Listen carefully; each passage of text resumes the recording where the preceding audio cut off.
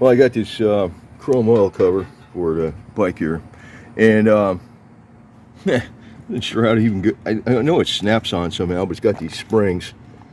And I'm like, where the hell do they go?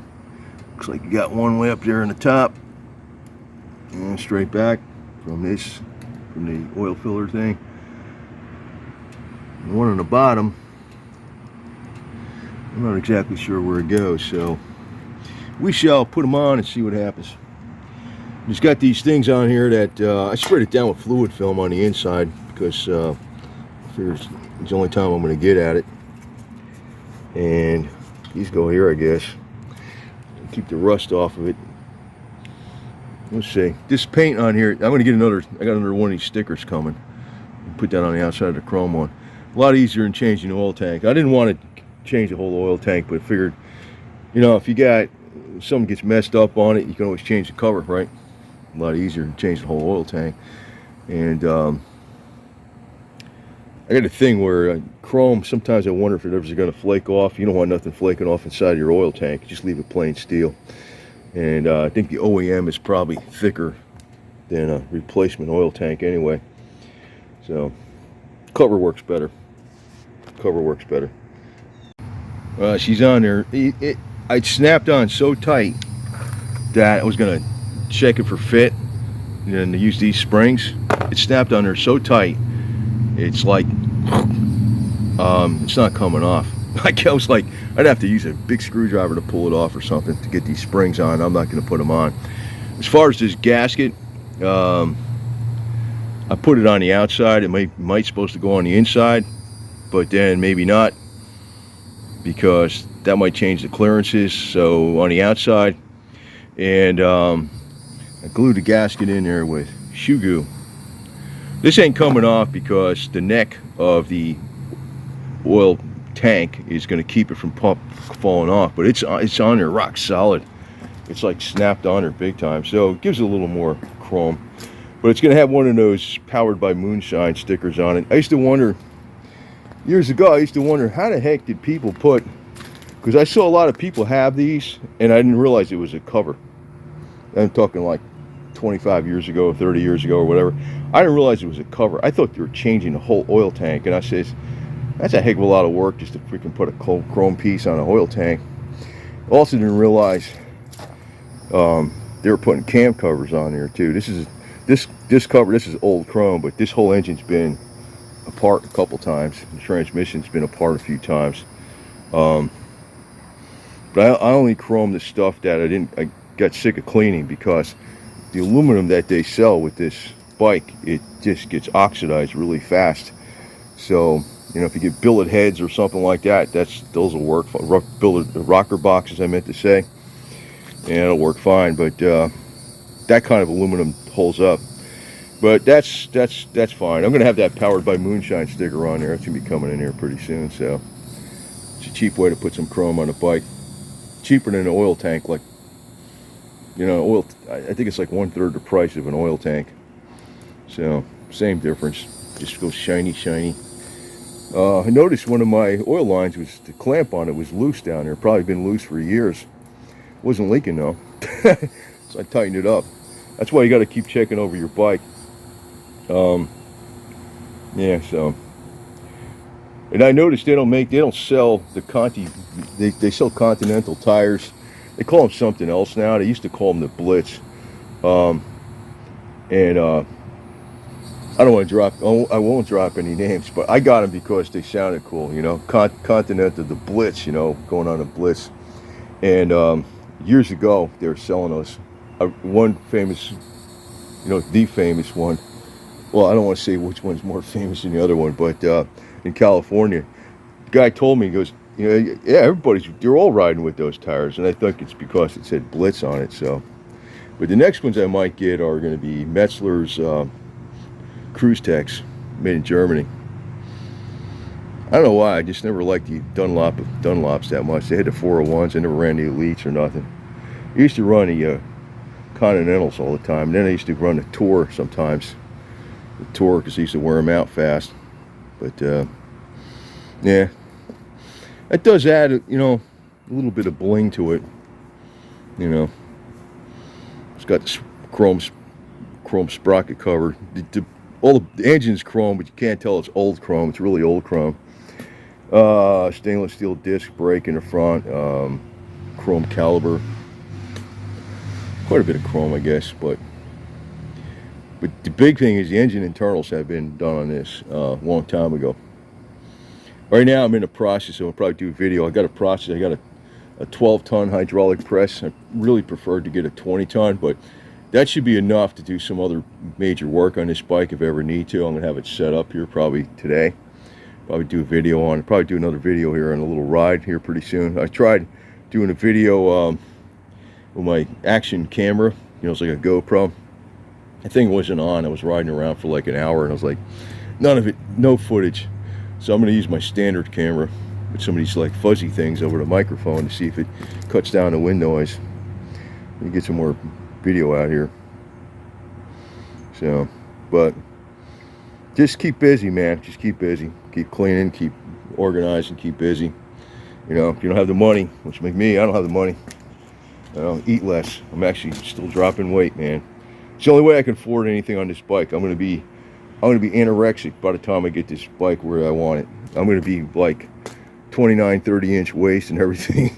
I was there actually. If you looked at my earlier YouTube from like 2012, I was actually gaining weight there. But if you look at 2012 videos I'm in there, I'm almost at that right now. I'm more like 2013.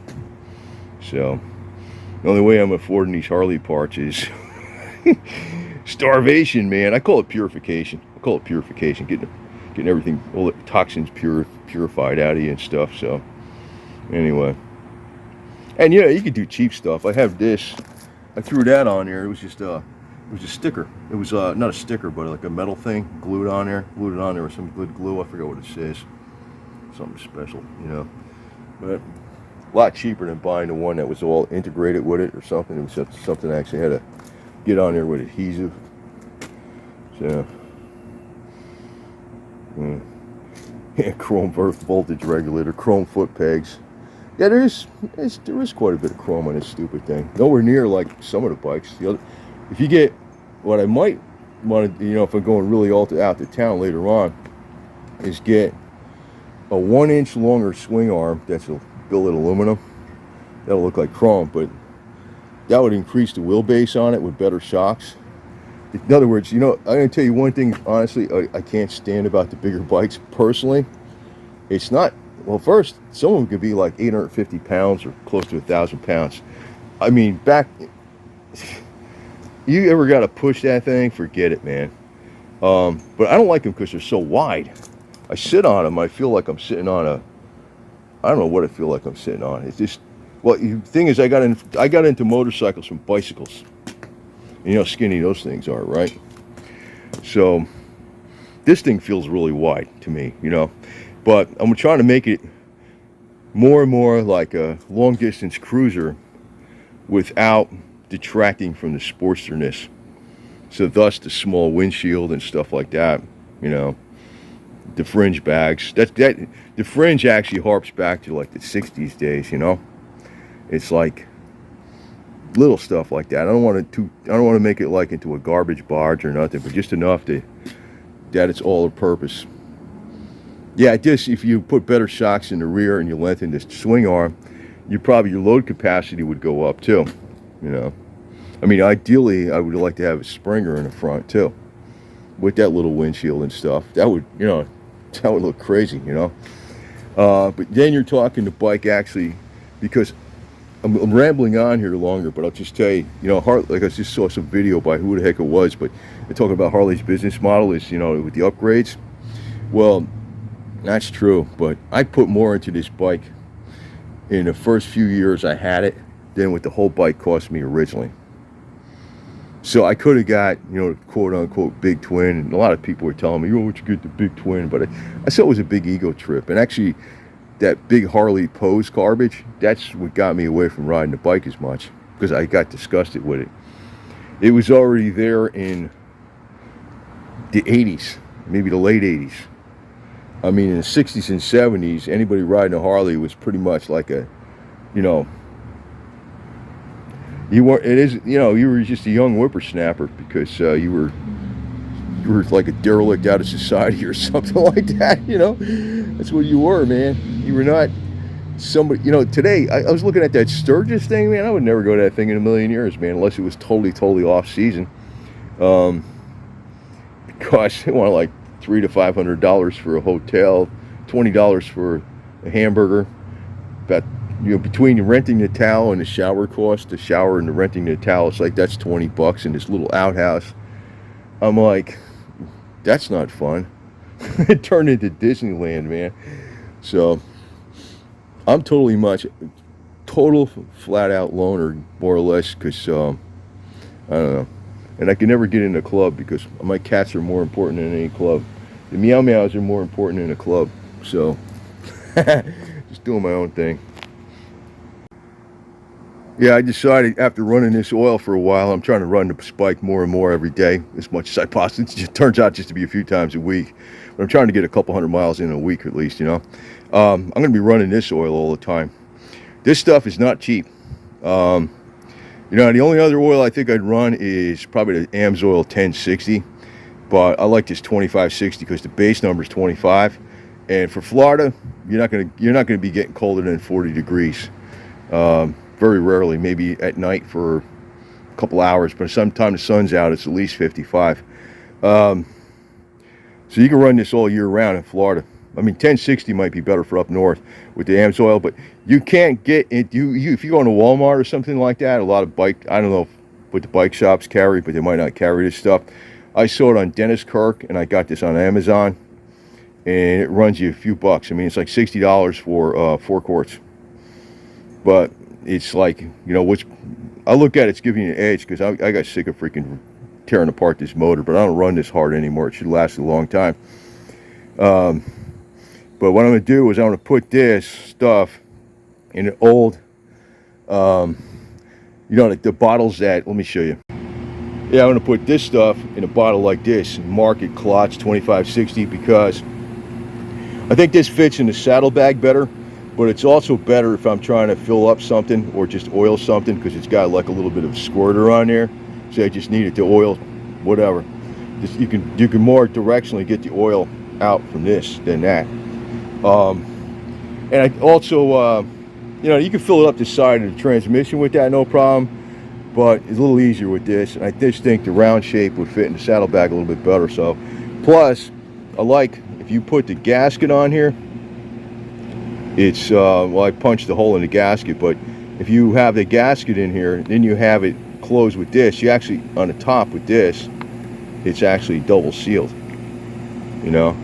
Well, you see, that doesn't come off that easy. It snaps off. On this, I'm always thinking, so you can accidentally knock the cap off.